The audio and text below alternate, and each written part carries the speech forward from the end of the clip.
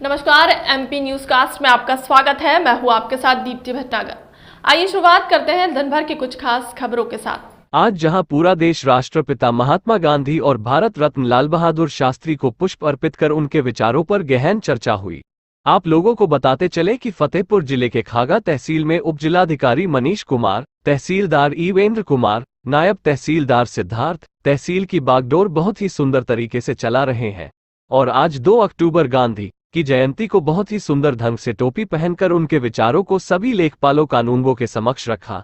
और वही वैसिक विद्यालय के छात्र छात्राओं और अध्यापक अध्यापिकाओं ने तहसील में गांधी जी के विचारों और उनके क्रियाकलाप को प्रयोगशाला कहें या फिर प्रदर्शनी लगाकर पेश किया, जिसे खागा उपजिलाधिकारी मनीष कुमार बड़ी ही गंभीरतापूर्वक देखते हुए घूमकर जायजा लिया।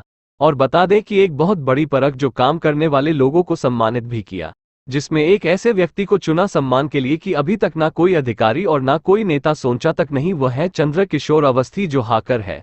गर्मी, सर्दी और बरसात में जब लोग अपने घरों में सोते हैं, उस समय गेट के अंदर देश विदेश की खबरों से भरे अखबार को उनके घरों तक पहुंचाते हैं, तो ऐसे व्यक्ति को जिसकी उम्र लगभग 70 वर्षों से सम्मानित कर सभी के दिलों को छू लिया। और वही कानूनगो भोला जी ने अपने विचार रखे।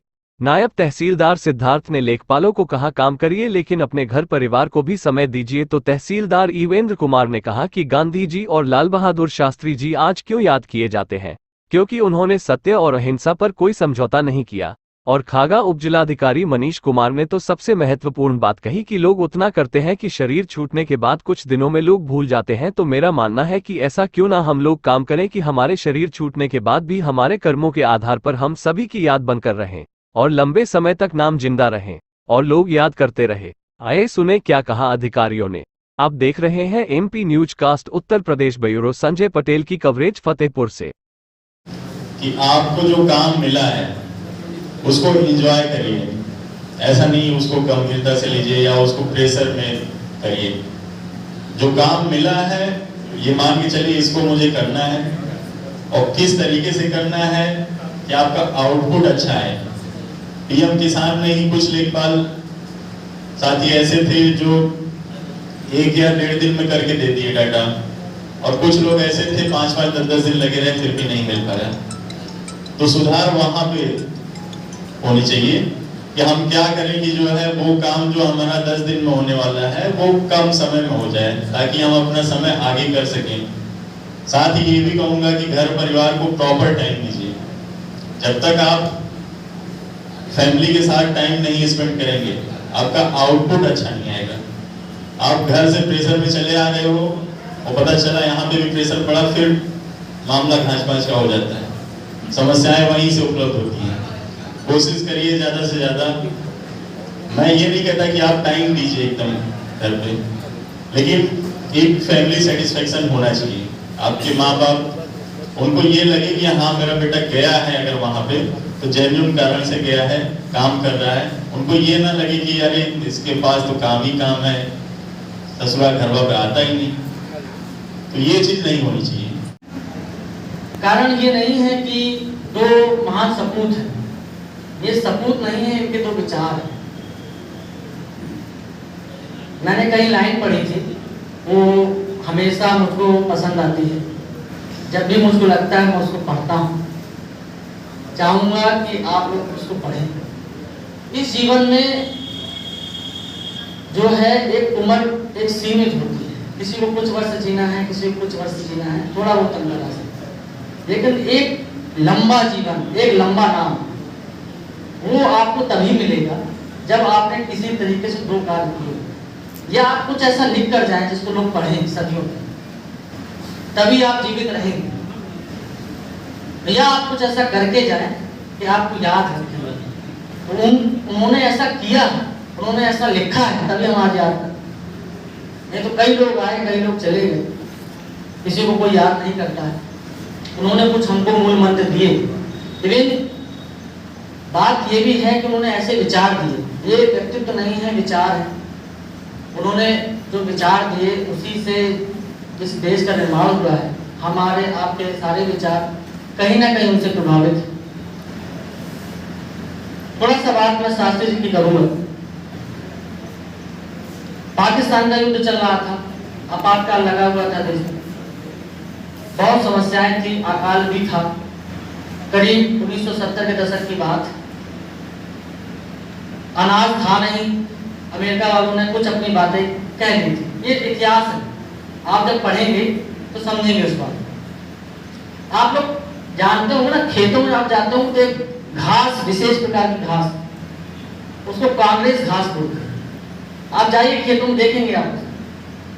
ये उसी समय की बात है, 1970, जब उन्होंने हमको खराब वो अनाज दिया, अब उसी के साथ ये घास वहां से आई। इसलिए इसका नाम पड़ा ही कांग्रेस घास है, क्योंकि कांग्रेस के समय में आपके खेतों में आप देखेंगे वो फैली हुई है। अगर आप उसको काटेंगे नहीं तो खरपतवार की तरह फैली हुई, तो वो है। उस समय कैसे इतनी बड़ी विकट समस्या थी, तो कैसे जब जवाहरलाल नेहरू खत्म हो जाते हैं, चीन का युद्ध हो जाता है, उसके बाद पाकिस्तान ने चढ़ाई करती है। हम लोगों को लगता होगा, हम तो आज यहाँ पर हमको लग रहा है हुआ होगा कभी, लेकिन आप एक मिनट, अगर आपके एक गांव में कोई घटना हो जाती है, आप कितना परेशान हो जाते हैं, पूरा देश उस समय संकट में रहा होगा, तो कितना बलिष्ठ, कितना बड़ा व्यक्तित्व रहा होगा, उन्होंने घबराए।